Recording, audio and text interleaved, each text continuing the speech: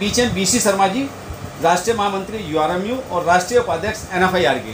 Sir देखा जाए अभी जो है पुरानी पेंशन की बहाली के लिए जो है तमाम रेलवे कर्मचारियों की यूनियनें जो है वो एक संयुक्त रूप से जो है एक बहुत बड़ा धरना प्रदर्शन करने जा रही है। 10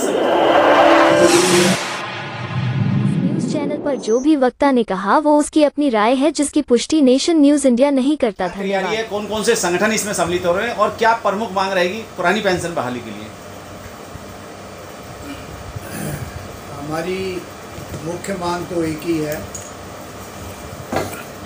कि नो पेंशन स्कीम, जिसका नाम भारत सरकार में न्यू पेंशन स्कीम दिया है, वो पेंशन नहीं है, उसका गलत नाम है पेंशन, क्योंकि उसके अंदर पीपीओ इशू नहीं होता। जो ओल्ड पेंशन में है पीपीओ इशू होता है और उसकी कोई गारंटी नहीं है। उसमें एम्प्लॉई से जो है 10% जो है पे से डिडक्ट करने के बाद उसको मार्केट में जो है इन्वेस्ट किया जाता है, उस पर जो प्रॉफिट होगा उसके ऊपर ये एक्स ग्रेशिया के रूप में, जिसको न्यू पेंशन स्कीम कहा है, देंगे। लेकिन इसके अंदर पुरानी पेंशन जो है ऑलरेडी 150 वर्ष पहले ब्रिटिश सरकार में भी ये काफ़ी संघर्ष के बाद पुरानी पेंशन स्कीम जो है लागू हुई थी, क्योंकि पेंशन जो है ये कोई खैरात नहीं है, ये बुढ़ापे का एक मान सम्मान से जीने का साधन है। इसलिए ये पेंशन का एस्पेक्ट आया था सरकारी कर्मचारियों के लिए और दूसरे भी कर्मचारियों के लिए, जिसको ये भारत सरकार ने ये कह के ख़त्म कर दिया कि ये गवर्नमेंट के ऊपर बोझ है। जी हाँ, जबकि ऐसा कोई बात नहीं है। रेलवे के अंदर अभी 13 लाख कर्मचारी मौजूदा हैं, तकरीबन 20 लाख पेंशन ले रहे हैं। रेलवे अपना फंड खुद क्रिएट करती है, वो सरकार के ऊपर कोई वो नहीं है। इसके साथ साथ करोड़ों रुपया रेलवे कर्मचारी का प्रोविडेंट फंड में जमा है, जिसके ऊपर अच्छा इन्वेस्टमेंट करके इनको प्रॉफिट होता है। पेंशन उसी से जो है क्रिएट हो जाती है। तो ये कि जो कहना कि एक बर्डन है, क्योंकि इससे पहले 60 साल कांग्रेस गवर्नमेंट रही, उसने कभी नहीं ये कहा कि पेंशन एक बर्डन है। अब ये गवर्नमेंट ने कहना, वेयर एज जितने मेंबर पार्लियामेंट है वो अगर एक टेन्योर रहेंगे तो मिनिमम 25,000 रुपया उनको पेंशन मिलेगा, और महंगाई भत्ता जब बढ़ेगा तब भी उनको महंगाई भत्ता मिलेगा।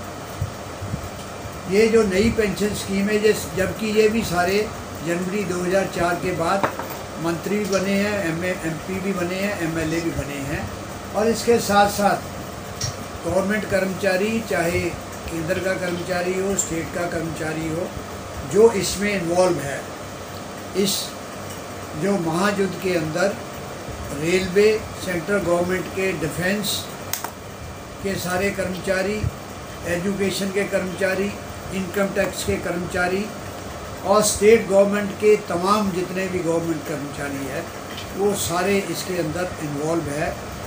हमने एक NJCA national joint committee action committee जो है बनाई है, उसके अंदर सारे मिलके हमने ये फोरम बनाया है, कई मीटिंगें कर रही हैं। उसी का ये एक पार्ट है, क्योंकि पार्लियामेंट चल रही है, कि हमने ये पार्लियामेंट के अंदर जो है वहाँ सामने देना था, लेकिन वहाँ परमिशन ना मिलके रामलीला मैदान में इसको जो है हम रैली के रूप में, महारैली के रूप में कर रहे हैं, जिसमें लगभग 50,000 जो है 50,000 लोग कर्मचारी आएंगे। प्योरली 50,000 कर्मचारी आएंगे जो पेंशन से संबंधित है, चाहे वो किसी भी अदारे में काम करता है। ये किसी का एक जनरल कॉमन डिमांड है। एक ही डिमांड को लेके हम भारत सरकार के ख़िलाफ़ ये कह रहे हैं कि हमारी डिमांड ये है कि लास्ट पे ड्रान उसका 50% पेंशन, फैमिली पेंशन ये गारंटेड होना चाहिए और प्रोविडेंट फंड जो हमारा कटता है उसकी 100% उसको रिटर्न होना चाहिए रिटायरमेंट पे।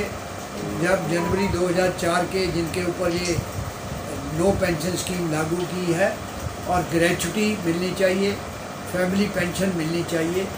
इससे कम की किसी कंडीशन को हम मानने को तैयार नहीं हैं। भारत सरकार ने जो अभी 2024 में इलेक्शन आए हैं, एक कमेटी इसमें अपॉइंट की है जिसमें मिस्टर सोमनाथन चेयरमैन हैं, और उनका व्यू है कि इसमें हम कुछ मॉडिफाई करके इसको इलेक्शन को विन करें। लेकिन इसके अंदर खाली कर्मचारी नहीं है। आज जो भी जनवरी 2004 के बाद, चाहे वो गस्टेड है या नॉन गस्टेड है, वो है एम्प्लॉई, वो भी इसके अंदर आते हैं। ठीक है, वो आवाज़ नहीं उठा सकते। एग्जाम्पल है कि हमने ये DOPT से लड़ाई लड़ी NFIR ने, जिसके अंदर हमें ये विजय मिली कि जो दिसंबर 2003 से पहले की जितनी पोस्टें थी उसके अगेंस्ट में जितने सिलेक्शन बनी है, सिलेक्शन हुई है, और उसकी अपॉइंटमेंट चाहे जनवरी 2004 में हुई, 5 में हुई, 6 में हुई, वो सारे OPS के एलिजिबल हैं। उसके लिए ऑप्शन का एक सिस्टम भारत सरकार ने 1921 में निकाला था, अभी फिर निकाला है, जो अगस्त 2023 तक है, जिसके अंदर वो ऑप्ट करके पुरानी पेंशन में आ सकते हैं।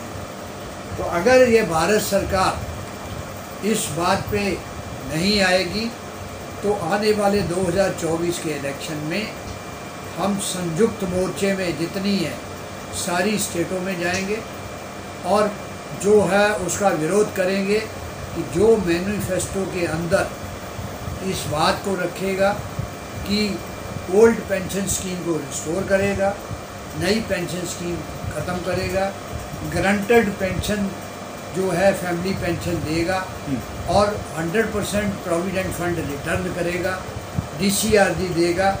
और जिस तरह पुरानी पेंशन के अंदर है कि डाइवोर्सी डॉटर, विडो, उनको भी पेंशन मिलती है, उसी तरह का सारा सिस्टम अगर उस पर गवर्नमेंट लाएगी, उस कंडीशन के अंदर हम फर्दर नहीं बढ़ेंगे।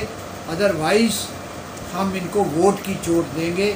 2024 के अंदर सब स्टेटों में, सब कॉन्स्टिट्यूंसी में हम लोग टीम बना के जाएंगे और यही कहेंगे कि जो अपने कैंडिडेट अपने मैनिफेस्टो के अंदर इस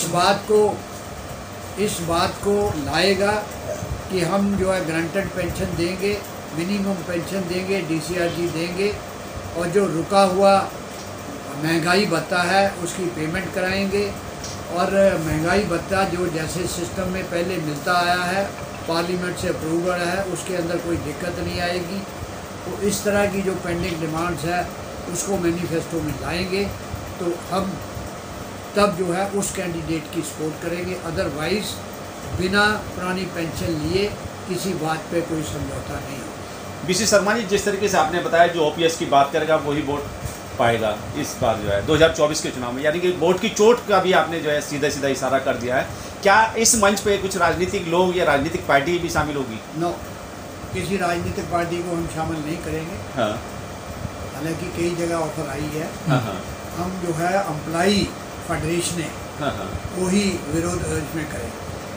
सर, देखा जाए हमारे चैनल के माध्यम से आपको जो है आपके रेलवे के कर्मचारी भी देख रहे हैं, अधिकारी भी देख रहे हैं, और इस प्रोग्राम को तमाम लोगों तक पहुंचाया जाएगा। लोगों से क्या अपील करना चाहेंगे, कितनी संख्या में लोग आने चाहिए जिससे कि ये पुरानी पेंशन बहाली लागू हो सके? मैं ये तो कह रहा हूँ कि अधिकारियों को भी जो जनवरी 2004 के बाद आए हैं उनको भी इसमें शामिल होना चाहिए। जो युवा साथी जनवरी 2004 के बाद भर्ती हुए हैं उन तमाम साथियों को इस युद्ध के अंदर शामिल होना चाहिए, क्योंकि ये लड़ाई उनकी है, पुराने लोगों की लड़ाई नहीं है। पुराने लोग उनके लिए लड़ाई कर रहे हैं, संघर्ष कर रहे हैं, ताकि उनका बुढ़ापा जो ठीक से मान से बीते, उनको जो है किसी के आगे हाथ ना फैलाने पड़े और अपना और अपनी लाइफ पार्टनर को अच्छी तरह जो है ओल्ड एज में निभा सके। सर, आपके अलावा और भी बहुत सारी यूनियनें काम कर रही हैं, और अगर वो अपना समर्थन या सपोर्ट देना चाहें तो उनके लिए भी क्या खुला मंच आमंत्रण कर रहे हैं आप इसमें? हमने तो सबको इनवाइट किया है। हाँ। इसमें NFIR है, AIRF है, डिफेंस की तीनों फेडरेशनें हैं। हाँ। स्टेट को टीचर्स फेडरेशन है। हाँ। टीचर यूनियन है, इनकम टैक्स है, मेडिकल वाले हैं। हाँ। और दूसरे भी जो स्टेट गवर्नमेंट के साथी हैं, कर्मचारी हैं, सबको इनवाइट किया, सब इसमें इन्वॉल्व हो रहे हैं। आखिर में जो एक बार फिर अपील कर दीजिए कि ज़्यादा से ज़्यादा इसमें सम्मिलित हों और ज़्यादा से ज़्यादा लोग इसका आके इस कार्यक्रम को सफल बनाएं। मैं सारे साथियों से, नौजवानों के से खासकर अनुरोध करता हूँ, अपील करता हूँ कि भी 10 अगस्त को भारी संख्या में अपने प्रोग्राम को आके सफल बनाएं, ताकि आपकी जो मांग है ओल्ड पेंशन स्कीम को रिस्टोर करा सके। धन्यवाद। ठीक, थैंक यू।